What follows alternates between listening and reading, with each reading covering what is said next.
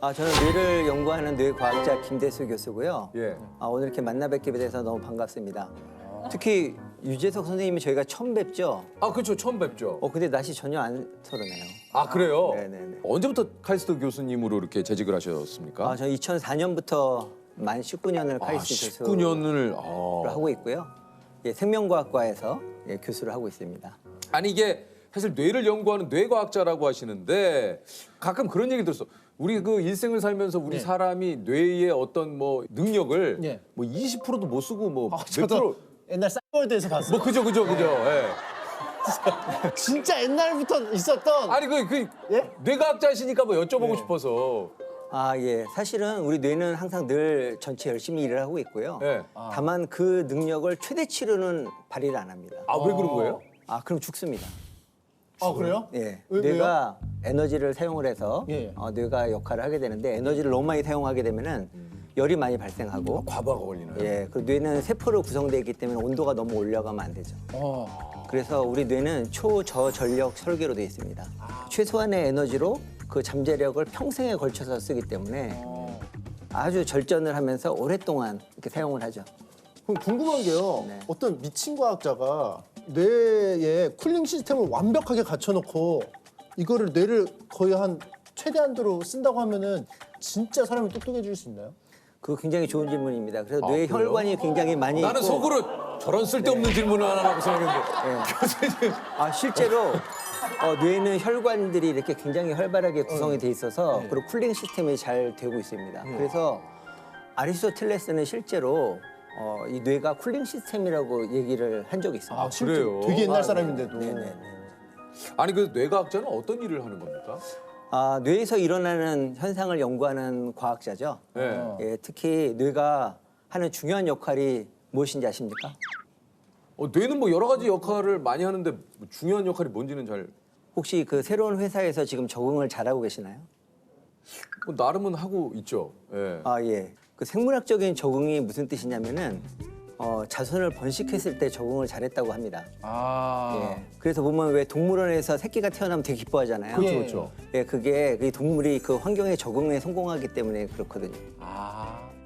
뇌가 하는 가장 중요한 역할은 우리가 이 자연 속에서 예. 적응할 수 있도록 예, 생존할 수 있도록 하는 역할을 합니다. 뇌가요? 예, 그게 제 연구 주제가 되겠습니다.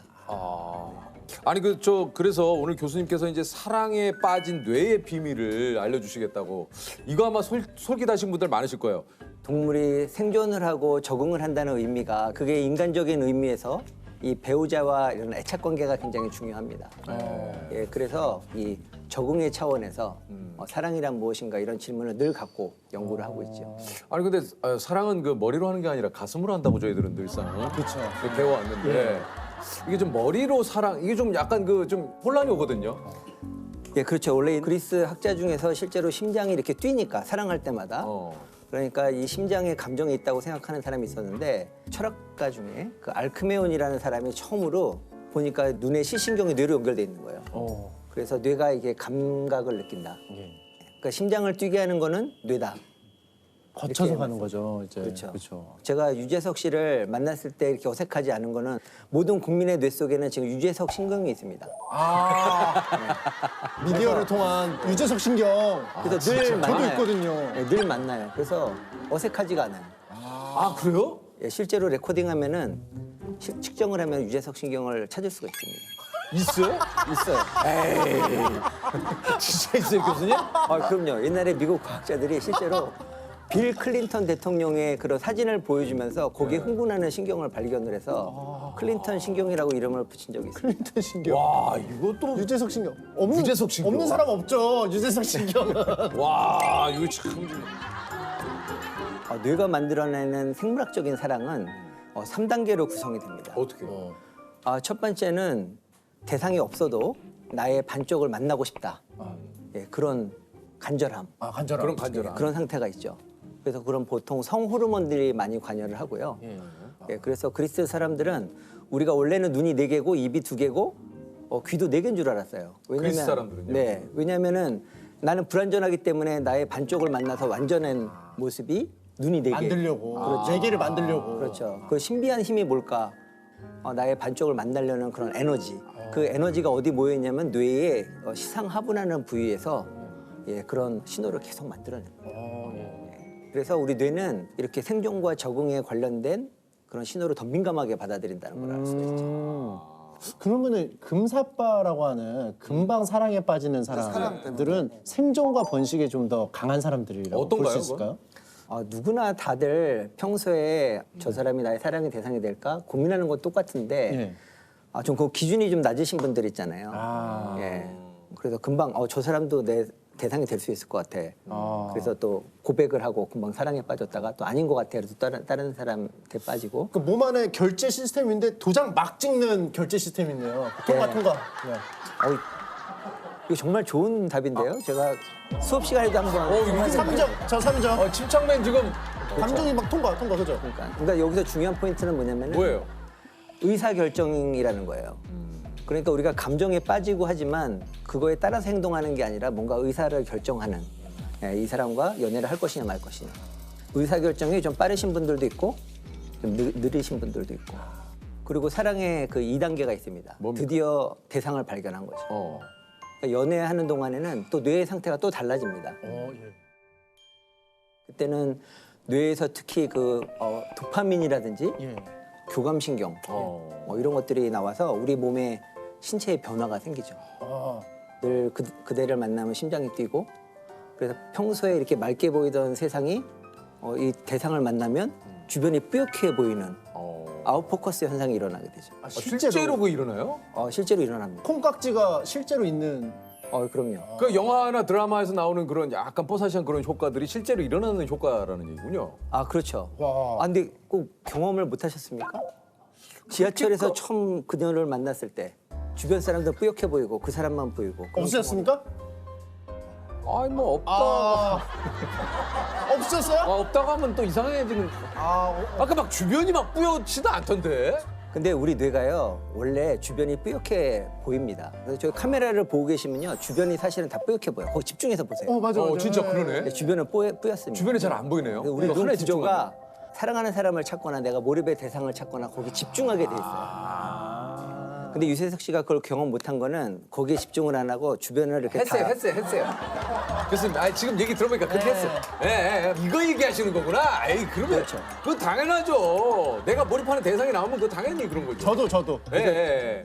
아니 이게 좀 뭐 콩깍지가 씌었다라고 이제 아까도 우리 침착맨이 좀 얘기를 했습니다만 이건 왜 그런 겁니까? 소위 말해서. 어떻게 보면 사랑이 이 뇌를 조종하는 거죠. 그런 상태가 이제 콩깍지가 씌었다고 그러는데 그 순간에 우리가 뇌를 관찰해 보면 마약에 심취했을 때와 같이 비슷한 뇌 부위가 활성화가 되는데 이제 그게 대표적으로 도파민 신경 회로가 굉장히 활발하게 활동을 하고 있고요. 또 세로토닌이라는 신경 회로가 또 작용을 해서 이게 또 세상을 아름답게 보이는 세로토닌이. 세로토닌이. 그래서 나 자신도 신비한 체험을 하게 되는 거죠. 세상이 달라 보이고. 그 사랑을 시작할 때는 그렇게 세상이 아름다워 보이는데 왜 서로 또 다투고 그러는 걸까요? 이게 우리가. 유효기간이 있습니다. 유효기간이. 이거 있어요? 그러니까 적어도 2단계는 유효기간이 길게는 17개월, 네. 짧게는 한 1년, 평균 한 1년 내외로 그런 유효기간이 있습니다. 왜냐하면 그런 거에 뇌가 워낙에 에너지를 많이 썼기 때문에 사실은 계속 그렇게 몰입하다가는 수명대로 못 살겠죠. 건강이 나빠지고. 사랑도 너무 에너지를 너무 많이 쓰니까. 그렇죠. 한편으로는 이거 좀 씁쓸하기도 한데요. 이게 뭐 사랑에 어찌됐든 유효기간이 있다. 유효기간 끝났거든요. 1년에서 17개월이니까. 그죠, 끝났죠. 저 결혼 이제 10년 됐으니까. 근데 또 그걸 또 순순히 그렇게 있다. 이게 과학적으로 봤을 때. 그러니까 과학적으로. 이것도 오늘 TV 보시면서 또 과학적으로. 연인 사이에 뭐 부부 사이에 또 얘기 또 많이 오고 가겠는데요. 그러니까 우리가 비정상인 게 아니다 막 이러면서. 그러면 이제 사모님한테 실제로 교수님이 사랑의 유효기간은 1년이야. 뭐 이렇게 말씀하신 적이 있나요? 사랑의 유효기간이 있고 근데 교수님도 요 질문에는 영원한 사랑은 상당히 없어. 좀 멈칫하시는데요. 그러니까 사랑의 유효기간이 명확하진 않은데 아니 아까는 있으시다고 하셨는데 사람마다 달라요. 근데 그거를 1년이라고. 상대방 질문을 보면 알 수 있어요. 네. 이렇게 배우자가 나 정말 사랑해? 뭐 이렇게 얼마나 사랑해 이런 질문을 하기 시작하면 그때는 잘 대답을 해줘야 돼요. 그러니까 교수님 말씀은 상대방의 질문 의도를 파악하고 대답을 해야지. 뭐 그냥 우리가 이렇다고 해서 아니 1년이 지났잖아. 나 사랑해? 17개월이 지났잖아. 이러면 안 된다라는 얘기신 거죠, 그죠? 그렇죠. 예, 낭만적인 사랑의 그 유효기간이 유효기간은 있고 있다.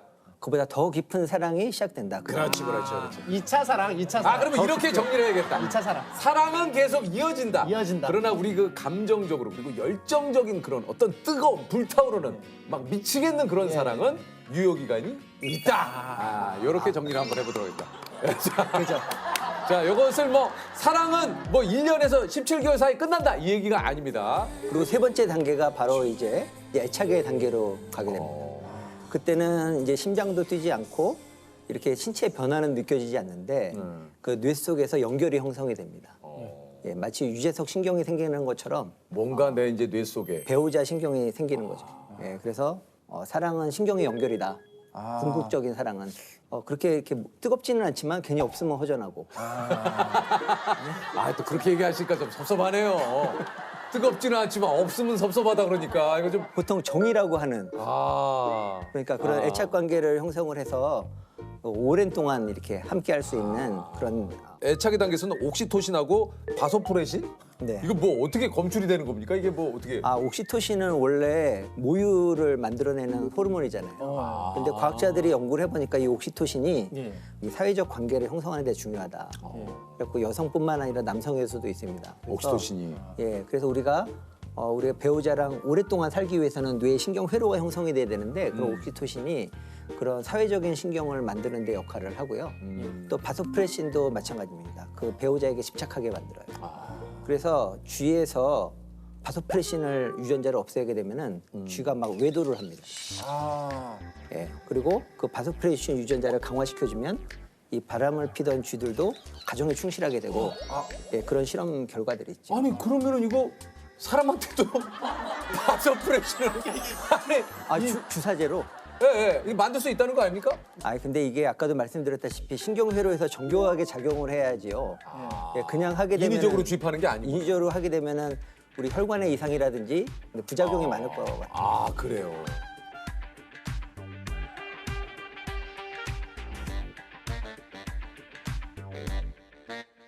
이렇게 사랑에 관한 것을 뇌과학으로 이렇게 얘기를 들으니까 네. 되게 흥미진진해요. 맞아요. 그래요? 우리끼리 뭐 사랑에 관한 이야기를 가끔 하지만 이렇게 과학적으로 푸는 경우 사실 이건 좀 귀한 기회잖아요. 그렇죠. 원래 이제 감성적으로 이게 맞아 이렇게 근거 없이 말하는데 그렇지. 연구 결과를 토대로 말씀하시니까 그렇지. 이제 납득이 왜냐면 되는 거죠. 깻잎을 우리 그 말년 씨가 그때 나와가지고 깻잎을 잡아줘야 되느냐 말아야 되느냐 가지고 굉장히 얘기를 많이 했거든요. 맞아요.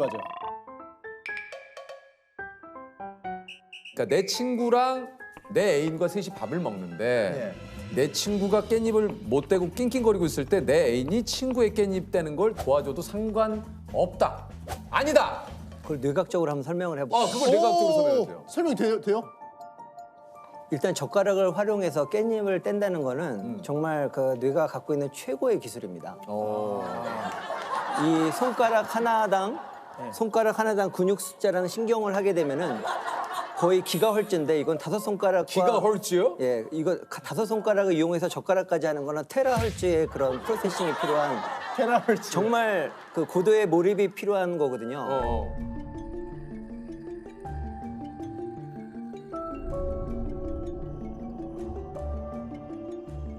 그래서 특히 내 배우자나 내가 사랑하는 사람 옆에 있는데 그 장면을 보게 되면 그건 절대로 해서는 안 되는 행동이죠.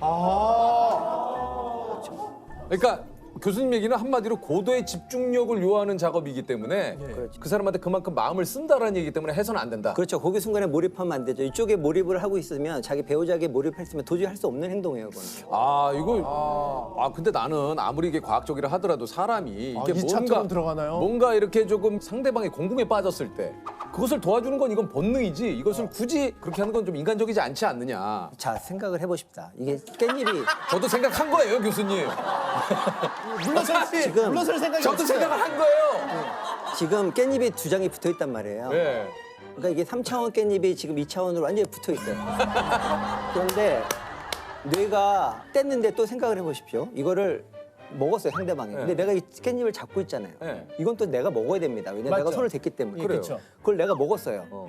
그러면 운명적으로 붙어있던 깻잎을 한 장은 그분이 드시고 한 장은 내가 먹었다는 게 아, 교수님 이건 좀 약간 비약이에요.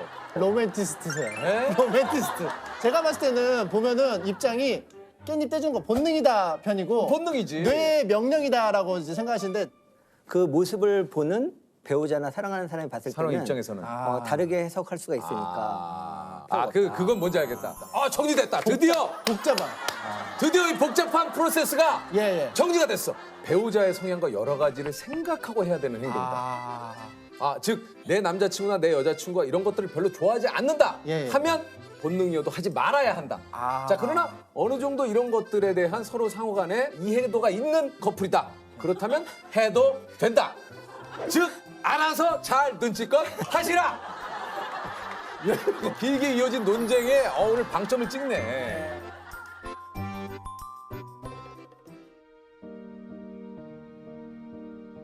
이게 이제 실연의 상처, 이것 또한 좀 힘들지 않습니까? 이게 뇌과학적으로 좀 이런 것들을 빨리 극복할 수 있는 방법이 있습니까? 이게 뇌과학적으로 예를 들면 보세요. 제가 문제를 내볼게요. 이말년 씨한테. 좋아요. 돌고래가 예. 물 위로 뛰어오르는 장면을 한번 생각해 보세요. 예, 떠오르겠습니다. 예. 지금부터 돌고래를 생각하지 말아 보세요.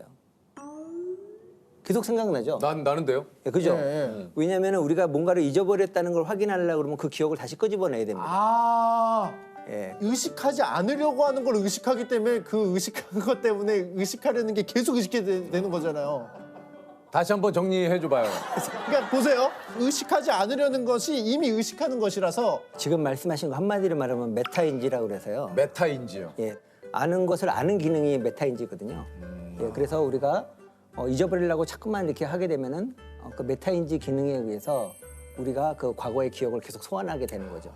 한 가지 팁을 드리면 뇌는 시간이 지나면 그걸 다 아름다운 추억으로 이제 포장하는 그런 놀라운 기능이 있습니다. 예, 그래서 시간이 약이란 얘기예요? 포장 기능. 예, 포장 기능. 그래서 우리가 항상 그 이별을 경험했을 때 그거를 나를 무시했다거나 뭐 나를 사랑하지 않다거나 그렇게 해석하지 마시고 그냥 아름다운 추억으로 이렇게 생각을 했으면 좋겠습니다.